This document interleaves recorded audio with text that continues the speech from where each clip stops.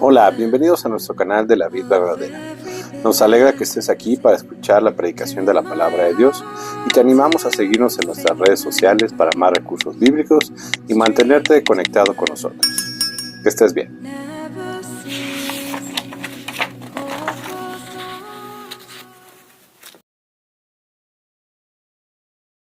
Alabado Señor y Padre, llegamos a la porción de este culto de adoración a ti en la cual escuchamos la proclamación de tu palabra. Señor, que sea solamente para traerte honra y gloria a ti, que seamos confrontados, exhortados, pero también edificados, Señor, y consolados, sabiendo que tú hablas por medio de tu palabra, Señor. Porque todo lo pedimos y te damos gracias solamente en el maravilloso nombre de tu Hijo amado, nuestro Señor Jesucristo. Amén. Ok, Gálatas 1, versículos del 11 al 24. Acompáñame con su vista. Vamos a leer. La palabra de nuestro Señor dice así: Mas os hago saber, hermanos, que el evangelio anunciado por mí no es según hombre. Pues yo no lo recibí ni lo aprendí de hombre alguno, sino por revelación de Jesucristo. Porque ya habéis oído acerca de mi conducta en otro tiempo en el judaísmo, que perseguía sobremanera a la iglesia de Dios y la asolaba. Y en el judaísmo aventajaba a muchos de mis contemporáneos en mi nación, siendo mucho más celoso de las tradiciones de mis padres. Pero cuando agradó a Dios, que me apartó desde el vientre de mi madre y me llamó por su gracia, revelar a su Hijo en mí para que yo le predicase entre los gentiles. No consulté enseguida con carne y sangre, ni subí a Jerusalén a los que eran apóstoles antes que yo, sino que fui a Arabia y volví de nuevo a Damasco. Después, pasado 3 años, subí a Jerusalén para ver a Pedro y permanecí con él 15 días. Pero no vi a ningún otro de los apóstoles sino Jacobo, el hermano del Señor. En esto que os escribo, he aquí delante de Dios que no miento. Después fui a las regiones de Siria y de Cilicia, y no era conocido de vista a las iglesias de Judea, que eran en Cristo. Solamente oían decir: aquel en otro tiempo que nos perseguía, ahora predica la fe que en otro tiempo asolaba. Y glorificaban a Dios en mí. Amén. Muy bien. Vamos a recapitular un poco de lo que vimos el sermón pasado. La semana pasada hablamos acerca de si había otro evangelio. Y esto lo vimos en Gálatas 1, del 6 al 10.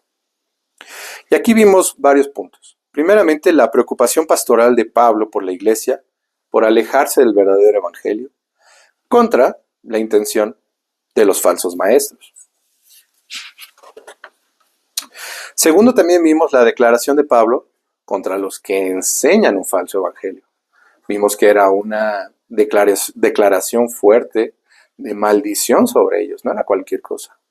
Y también cómo aplicaba, no solamente en ese tiempo, pero no también a nosotros. Tercero, vimos la razón de las intenciones de Pablo contra la razón de las intenciones de los falsos maestros.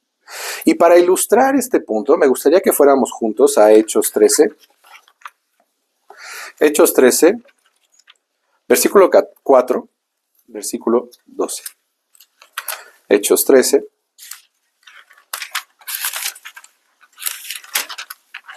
versículo 4 al 12. Y de hecho, también la semana pasada tomamos Hechos 13 para ver cómo o por qué Pablo habría de ser tan enérgico en la defensa del evangelio. Entonces, acompáñame con su vista. Hechos 13, versículo 4 al 12. La palabra de Dios dice así: ellos entonces, enviados por el Espíritu Santo, descendieron a Seleucía y de allí navegaron a Chipre. Y llegados a Salamina, anunciaban la palabra de Dios en las sinagogas de los judíos. Tenían también a Juan de ayudante. Y habiendo atravesado toda la isla de Pafos, hallaron a cierto mago, y curiosas palabras, falso profeta, judío, llamado Bar Jesús, que estaba con el procónsul Sergio Paulo, varón prudente. Llamando a Bernabé y a Saulo, deseaba oír la palabra de Dios. Pero le resistía Elimas, el mago, pues así se traduce su nombre. ¿Procurando qué? apartar de la fe al procónsul. Entonces Saulo, que también es Pablo, lleno del Espíritu Santo, fijándole en los ojos, dijo: oh, lleno de todo engaño y de toda maldad, hijo del diablo, enemigo de toda justicia, ¿no cesarás de trastornar los caminos rectos del Señor? Ahora pues, he aquí, la mano del Señor está contra ti, y serás ciego, y no verás el sol por algún tiempo. E inmediatamente cayeron sobre él oscuridad y tinieblas. Una clara representación de que del juicio de Dios. Y andando alrededor, buscaba quien le condujese de la mano. Entonces el procónsul, viendo lo que había sucedido, creyó, maravillado de la doctrina del Señor. Entonces, obviamente, aquí tenemos ya ilustrado la intención del falso profeta. Un judío, mago, persona que se dedicaba ¿a qué? Al ocultismo. Queriendo agradar ¿a quién? Al gobernante. Pero, ¿qué es lo que estaba realmente haciendo? Obstruyendo que él escuchara la palabra. ¿De quién? De los apóstoles. Pero no solamente eso, sino que el apóstol Pablo, ¿qué hace? Emite este juicio. Entonces vemos cómo está realmente, nos está llevando al por qué. ¿Por qué Pablo tiene estas palabras en Gálatas? Porque ya lo vivió. Ya lo vivió. Contra estos falsos profetas. Y la intención de ellos, ¿cuál era? Agradar a ellos mismos, agradar a los que lo estaban escuchando y no realmente agradar al Señor. Nuevamente la palabra, falso profeta. Sin embargo, pues el apóstol Pablo, ¿qué hace? Emite el juicio sobre él y cae sobre este juicio. Y hay que tenerlo en cuenta porque es lo que vamos a ver más adelante en esta exposición. Entonces, a manera de resumen, eso es lo que vimos la vez pasada. Sin embargo, ahora, no solamente tiene que ver con la cuestión del verdadero mensaje, sino también saber cómo podemos saber que hemos experimentado realmente la gracia del Evangelio. Porque algunos nos dicen que los reformados, los que son presbiterianos, se consideran o son muy fríos, ¿no? Todo está aquí en la mente, pero no baja el corazón. Y vamos a ver que bíblicamente hablando eso no es cierto. ¿Por qué? Vamos a nuestros versículos del día de hoy. Gálatas 1, del 11 al 24. Vamos a regresar.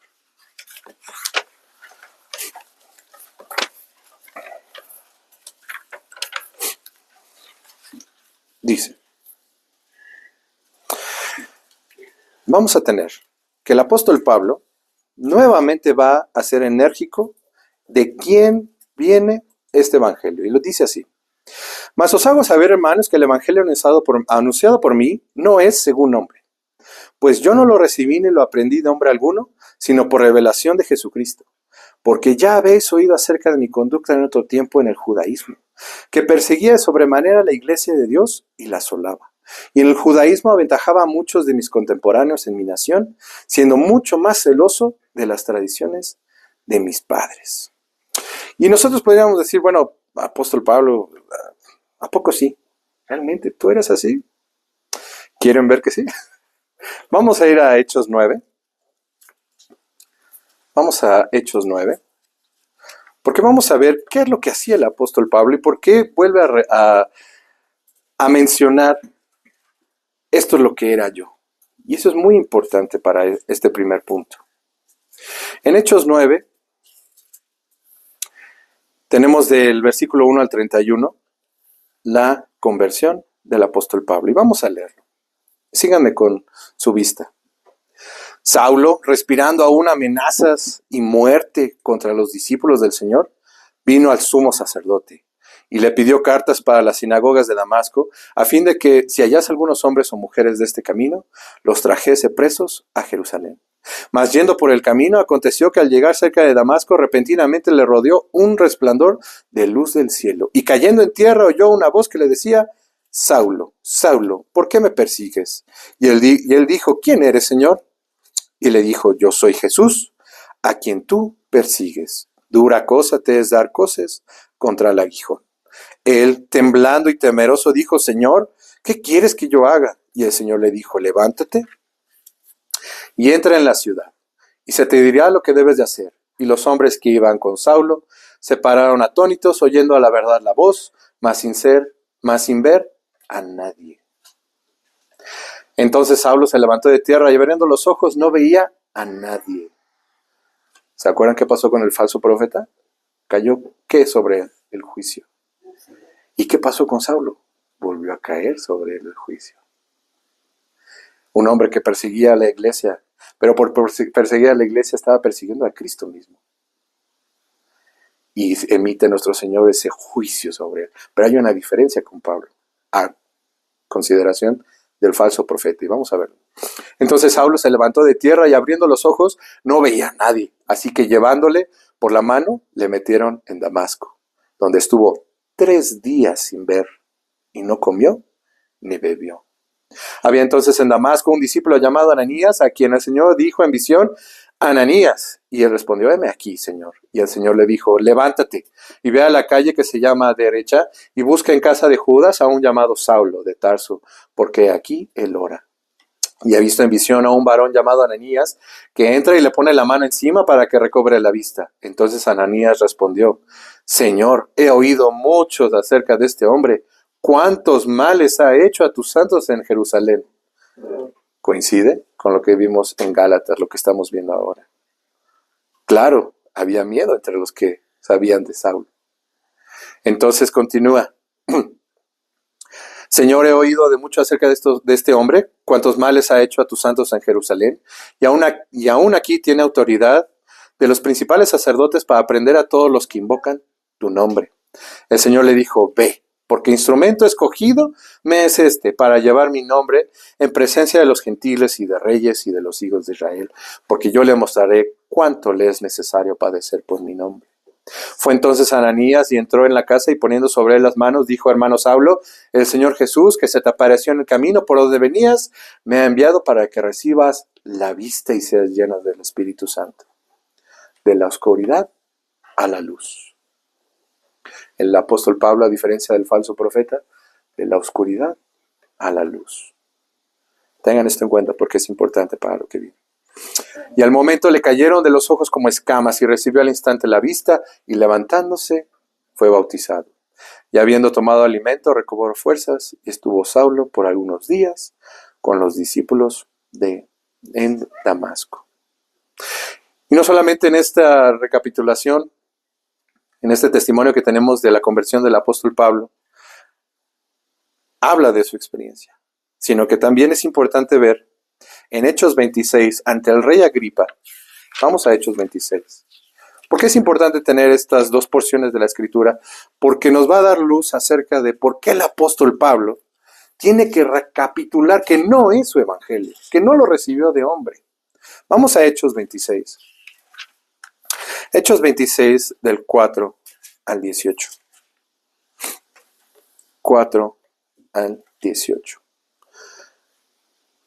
Dice la palabra de Dios: mi vida pues desde mi juventud, la cual desde el principio pasé en mi nación en Jerusalén, la conocen todos los judíos, los cuales también saben que yo desde el principio, si quieren testificarlos, conforme a las más rigurosas sectas de nuestra religión, vivía fariseo. Y ahora por la esperanza de la promesa que hizo Dios a nuestros padres, soy llamado a juicio, promesa cuyo cumplimiento esperan que han de alcanzar nuestras 12 tribus, sirviendo constantemente a Dios de día y de noche.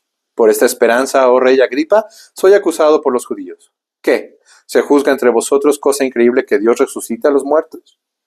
Yo ciertamente había creído mi deber hacer muchas cosas contra el nombre de Jesús de Nazaret, lo cual también hice en Jerusalén. Yo encerré en cárceles a muchos de los santos, habiendo recibido poderes de los principales sacerdotes, y cuando los mataron, yo di mi voto. Y muchas veces, castigándoles en todas las sinagogas, los forcé a blasfemar.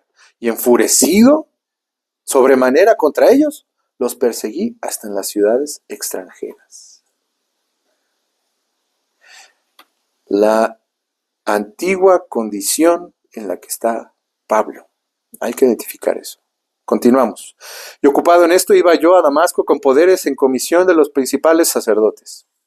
Cuando a mediodía, oh rey, yendo por el camino, vi una luz del cielo que sobrepasaba el resplandor del sol, la cual me rodeó a mí y a los que iban conmigo. Y habiendo caído todos nosotros en tierra, oí una voz que me hablaba y decía en lengua hebrea: Saulo, Saulo, ¿por qué me persigues?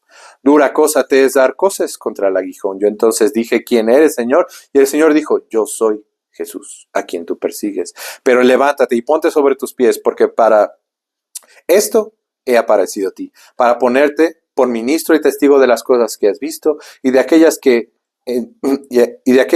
en que me apareceré a ti, librándote de tu pueblo y de los gentiles a quienes ahora te envío. Importante, versículo 18. Para que abra sus ojos, para que se conviertan de las tinieblas a la luz y de la potestad de Satanás a Dios, para que reciban por la ¿qué? Por la fe que es en mí, perdón de pecados y herencia entre los santificados. Claramente lo tenemos como lo está diciendo el Señor. Ahí está el Evangelio. Y por eso, regresando a Gálatas, a nuestros versículos, por eso tiene que ser nuevamente enfático el apóstol Pablo. Yo no lo recibí. Yo no lo recibí, no es mío. ¿Por qué no es suyo? ¿Por qué? Porque es un hombre que sabe del poder de Dios en el Evangelio. Porque como él ha dicho, el Evangelio es poder de Dios para salvación. Y aquí, en este primer punto que tenemos, ¿cómo sabemos entonces que hemos experimentado la gracia del Evangelio? Primeramente, porque el Espíritu Santo nos hace ver la condición en la que estábamos antes. La pregunta es, ¿podemos decir eso? Podemos decir, sí, yo era esto antes, ahora no. Antes sí, ahora no. ¿Por qué también es importante? Porque puede haber muchos creyentes hoy que dicen: yo tengo 40 años. 40 años de seguir al Señor.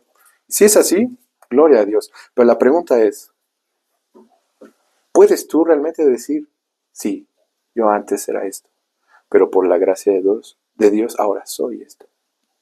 Si no hay indicios, y no simplemente para los que te escuchen, para ti mismo, en esa reflexión personal, ¿puedo yo decir eso? O dices, como dijo el apóstol Pablo: yo era fariseo, yo me sabía todas, la Biblia de principio a fin, yo daba diezmos, ayudaba al pobre, compartía el Evangelio, pero ¿cuál es la razón por la que lo haces? Si es simplemente para ganarte el favor de los demás, para que digan: qué bueno eres, te aplaudan. No, él sí es cristiano, simplemente por lo que haces, pero no es realmente interno. Ahí tenemos una situación. El apóstol Pablo, el Espíritu Santo hablando a través de su palabra, ¿qué nos dice? Que reconozcamos esta situación anterior con humildad. ¿Por qué? Porque hemos experimentado la gracia. Nos ha traído de las tinieblas a la luz. Y sí, podemos llegar a ser nosotros ese tipo de hombres, ese tipo de mujeres. Y no solamente entonces está en el reconocer, ok, esto era antes, sino que también viene un segundo punto, que lo leemos en los siguientes versículos. Versículo 15 de Gálatas 1. Versículo que dice: pero cuando agradó a Dios, que me apartó del vientre de mi madre, y me llamó por su gracia. En otras versiones dice: pero aún antes de que yo naciera, Dios me eligió y me llamó por su gracia maravillosa. Revelar su Hijo en mí, para que yo le predicase entre los gentiles, no consulté enseguida con carne y sangre, ni subí a Jerusalén a los que eran apóstoles antes que yo, sino que fui a Arabia y volví de nuevo a Damasco. Después, pasado 3 años, subí a Jerusalén para ver a Pedro, y permanecí con él 15 días, pero no vi a ninguno de los otros apóstoles, sino a Jacobo, el hermano del Señor. En esto que os escribo, y aquí adelante de Dios, no miento. En este segundo punto tenemos que un hombre o una mujer que ha experimentado la gracia de Dios va a reconocer la elección soberana sobre él. Va a reconocer la gracia soberana sobre él. ¿Y esto cómo se ilustra? Vamos a Efesios 1. Gálatas, Efesios. Efesios 1, del 1 al 14. Acuérdense que la escritura se interpreta a sí misma. Y eso nos va a ayudar ahora. Efesios 1, del 1 al 14. Acompáñame con su vista. Dice: Pablo, apóstol de Jesucristo, por la voluntad de Dios, a los santos y fieles en Cristo Jesús que están en Éfeso. Gracia y paz a vosotros de Dios nuestro Padre y del Señor Jesucristo. Bendito sea el Dios y Padre de nuestro Señor Jesucristo, que nos bendijo con toda bendición espiritual en los lugares celestiales en Cristo, según nos escogió en Él. Ahí se está incluyendo. No está hablando nada más de sus oyentes. Está hablando de Él mismo. Según nos escogió en Él antes de la fundación del mundo, para que fuésemos santos y sin mancha delante de Él, en amor habiéndonos predestinado para ser adoptados hijos suyos por medio de Jesucristo, según el puro afecto de su voluntad, para alabanza de la gloria de su gracia, con la cual nos hizo aceptos en el amado, en quien tenemos redención por su sangre, el perdón de pecados según la riqueza de su gracia, que hizo sobreabundar para con nosotros en toda sabiduría e inteligencia, dándonos a conocer el misterio de su voluntad, según su beneplácito, el cual se había propuesto en sí mismo, de reunir todas las cosas en Cristo, en la dispensación del cumplimiento de los tiempos, así las que están en los cielos como las que están en la tierra. En Él asimismo tuvimos herencia, habiendo sido predestinados conforme al propósito del que hace todas las cosas, según el designio de su voluntad, a fin de que seamos para alabanza de su gloria, nosotros los que primeramente esperábamos en Cristo. En Él también, vosotros, habiendo oído la palabra de verdad, el evangelio de vuestra salvación, y habiendo creído en Él, fuisteis sellados con el Espíritu Santo de la promesa, que es las arras de nuestra herencia, hasta la redención de la posesión adquirida, para alabanza de su gloria. Muchos dicen, la doctrina de la elección, y ustedes pueden ir a las redes sociales y en cualquier video que hable acerca de la elección, calvinista. Ya vimos que, o estamos viendo que no es calvinista, es bíblica. La doctrina de la elección llegan a decir que es hasta satánica. Es hasta satánica. Y decir eso va en contra del testimonio de la Escritura. Por eso nosotros, ¿qué confesamos? Según nuestra confesión de fe, capítulo 3, sección 5. Aquellos de la humanidad que están predestinados para la vida, Dios, según su eterno e inmutable propósito y el consejo secreto y beneplácito de su voluntad, los ha escogido en Cristo para gloria eterna, antes que fueran puestos los fundamentos del mundo, por su pura y libre gracia y amor, sin la previsión de la fe o buenas obras, o la perseverancia en ninguna de ellas, o de cualquier otra cosa que haya en las criaturas, como condiciones o causas que le muevan a ello, y todo para la alabanza de la gloria de su gracia. Nosotros afirmamos la doctrina de la elección soberana de Dios. ¿Qué rechazamos por consiguiente? ¿Qué rechazamos? El arminianismo. El muy conocido 5 puntos del calvinismo, el TULIP, tiene una razón de ser. No es que Calvino se la sacó de la manga. Tiene una razón de ser. Y aquí me gustaría que tuviéramos un poquito de historia. Porque como vuelve a ser, parece ser que fue hace unos 20 años que un pastor en algún lado se la inventó y ahorita hay un movimiento o empieza a resurgir que gusta en algunos casos el calvinismo o otros lo rechazan. Pero tiene una razón de ser. Está en la historia. Acordémonos que el cristianismo no nada más es de 100 años para acá, es 2000 años. Ha habido controversias en las cuales la iglesia, ¿qué tiene que hacer? Definir a la luz de las escrituras las posturas bíblicas. Y una de estas controversias se dio en lo que es el siglo XVII.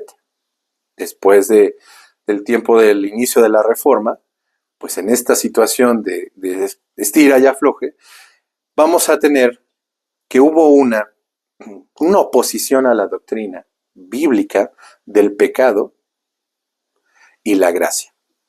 Y principalmente se dio en Holanda. Y se centró en un hombre, o en las enseñanzas de un hombre que se llamó Jacobo Arminio, que era un discípulo de Teodoro Beza, sucesor de Calvino.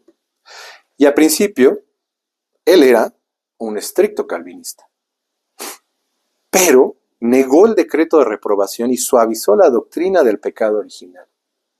Lo podemos, ¿y qué lo dijimos también el domingo pasado? A la gente no le gusta que le digas la palabra pecado.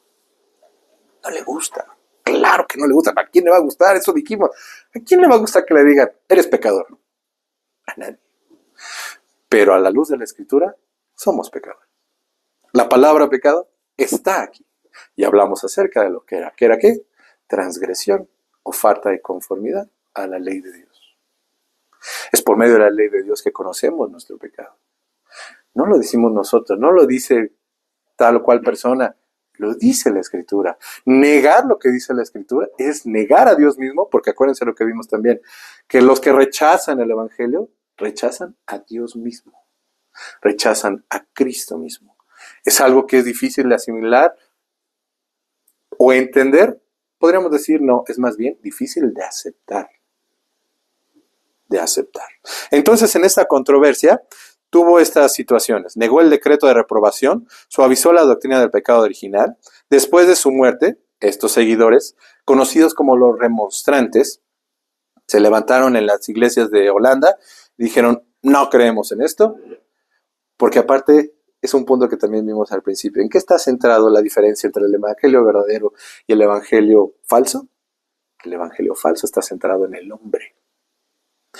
El verdadero evangelio está centrado en Dios. Es Dios quien hace, es Dios quien da. Nosotros nada más ponemos nuestro pecado. Del otro lado es el hombre que hace, el hombre que decide, el hombre. Se contraponen. Por eso, cualquier controversia, cualquier doctrina, cualquier filosofía que sea contraria al verdadero evangelio, está centrada en el hombre, no hay más.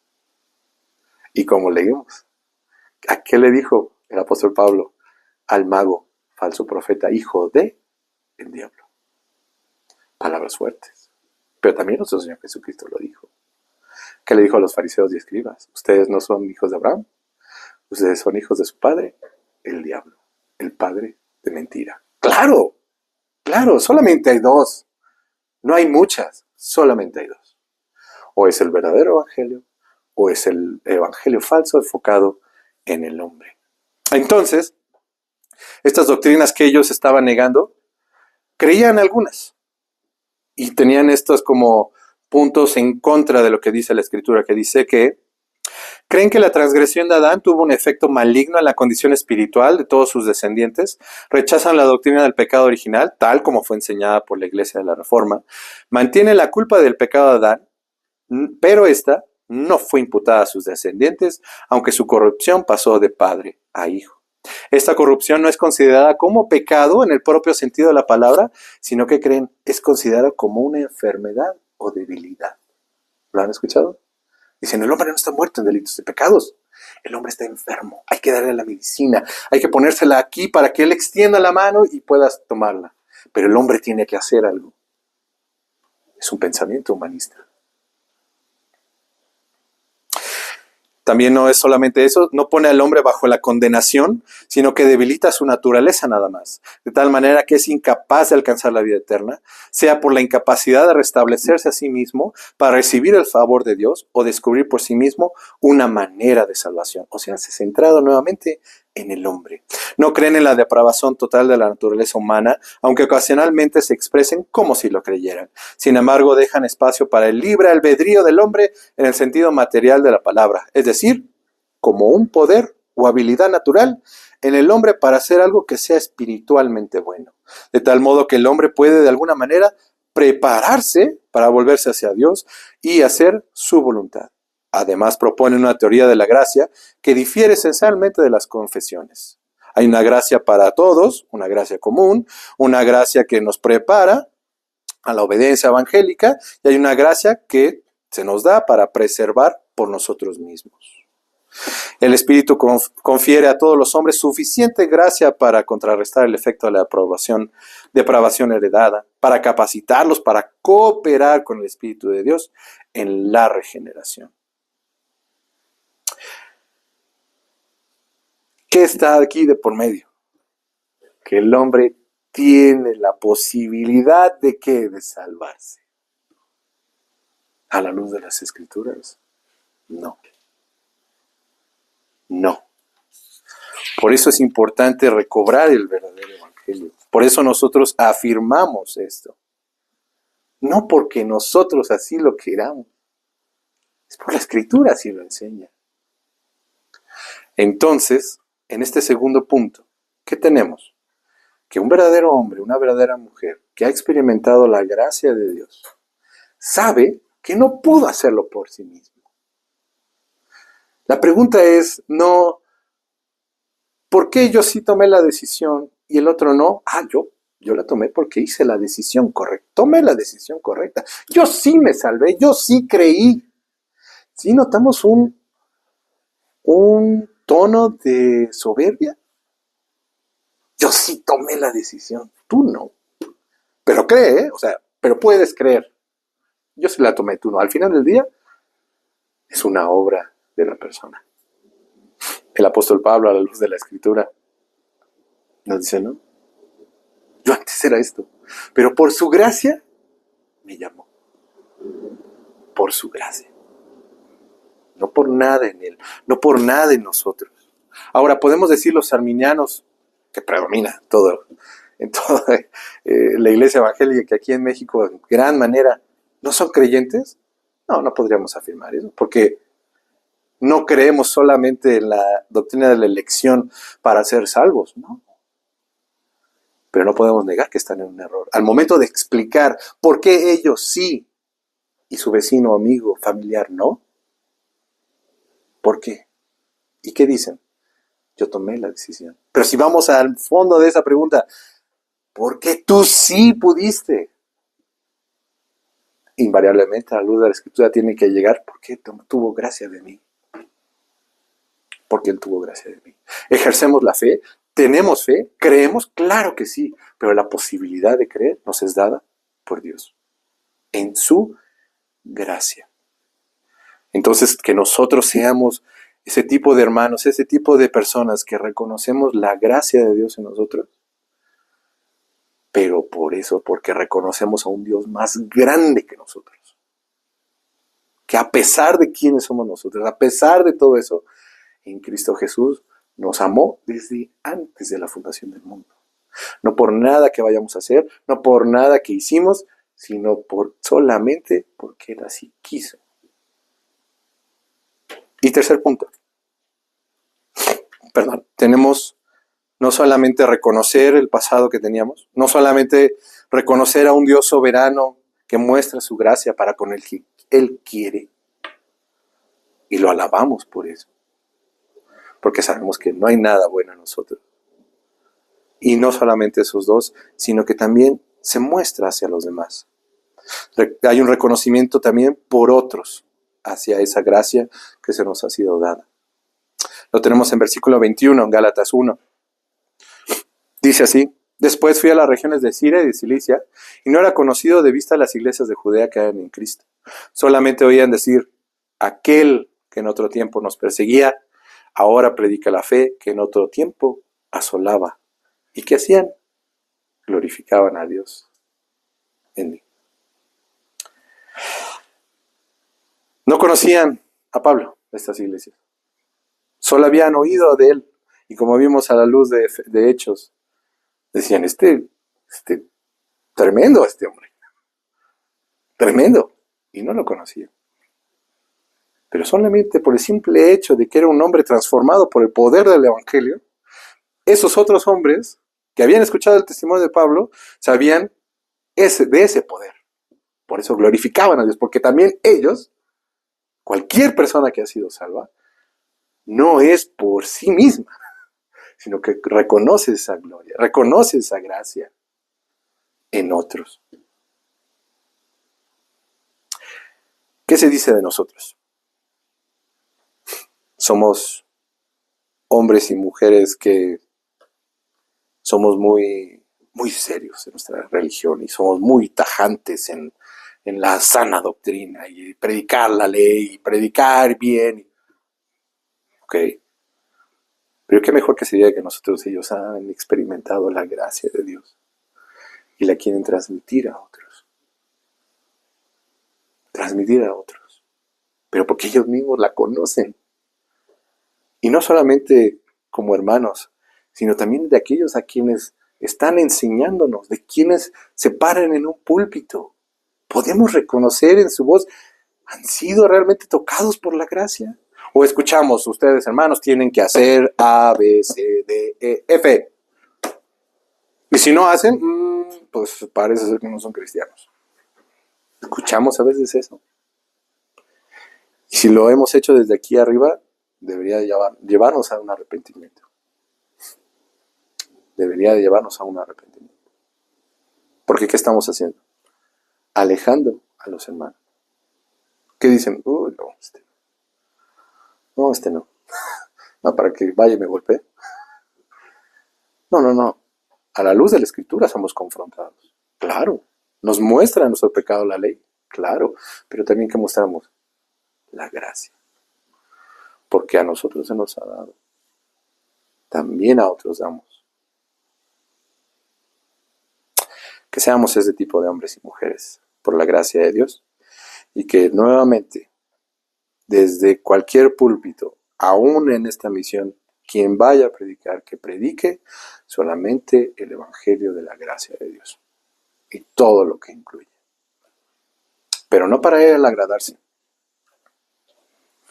no para agradarnos, no para, ay, qué bonito habla, sino porque él quiere quedar bien, y obedece solamente a un Señor que lo llamó para eso. Vamos a orar. Vamos a orar. Alabado Señor Padre, Dios Todopoderoso, Creador del cielo y de la tierra. Hemos sido exhortados, confrontados con tu palabra. Tú has hablado por medio de ella. Y Padre, sí, en nuestros corazones sabemos de dónde nos has sacado. ¿De dónde nos has llamado? Puede ser que no hayamos tenido una conversión tan drástica, o puede ser que sí. Pero todos, Padre, estamos bajo tu condenación antes de ser rescatados por Cristo. Cualquier hombre o mujer va a reconocer esto si es que ha experimentado la gracia. No solamente esto, sino también reconocemos tu elección soberana sobre quién has de escoger, pero que ya escogiste desde antes de la fundación del mundo, solamente por tu Hijo amado. Señor, que seamos ese tipo de hombres y mujeres. También, Padre, que en otros reconozcan esa gracia que nos has dado. Que no seamos soberbios, que no creamos que ha sido por nuestras propias fuerzas, y si así ha sido, Padre, te pedimos perdón. Que realmente seamos hombres y mujeres que demos ese mensaje de gracia, porque la hemos experimentado. Gracias, Señor, por ello. Bendice a cada una de las familias aquí representadas, a cada uno de los hermanos, Señor. Y que todo sea para tu honra y gloria. Porque todo lo pedimos y te damos gracias solamente en Cristo Jesús. Amén.